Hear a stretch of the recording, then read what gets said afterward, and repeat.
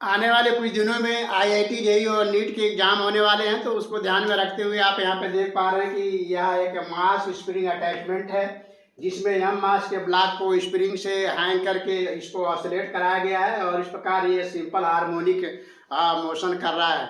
और आप यहाँ पे देख पा रहे हैं कि इसके एक्सेलरेशन को -10x से रिप्रेजेंट किया गया है, जहाँ पर x डिस्प्लेसमेंट है और a एक्सेलरेशन है। इस प्रकार ब्लॉक के ऑसिलेशन का टाइम पीरियड बताना है, तो आप जानते हैं कि सिंपल हार्मोनिक मोशन में एक्सेलरेशन -ओमेगा² एक्स के बराबर होता है, जहाँ पर ओमेगा एंगुलर फ्रिक्वेंसी या एंगुलर वेलोसिटी कहलाता है। इस प्रकार एक्सेलरेशन को हम ऐसे -ओमेगा² एक्स से कंपेयर करेंगे तो एक्सेलरेशन हमारा -10x के बराबर है। इस प्रकार यहाँ पर ओमेगा² की वैल्यू 10 के बराबर होगा। इस प्रकार ओमेगा को जब हम सॉल्व करेंगे तो ये √10 के बराबर आएगा। इस प्रकार इस ब्लॉक का ऑसिलेशन का टाइम पीरियड हमें बताना है, तो ब्लॉक का टाइम पीरियड ऑसिलेशन का हम जानते हैं 2π/ओमेगा होता है। इस प्रकार यहाँ पर ओमेगा की वैल्यू जब हम रखेंगे तो ब्लॉक के ऑसिलेशन का टाइम पीरियड जो होगा 2π/√10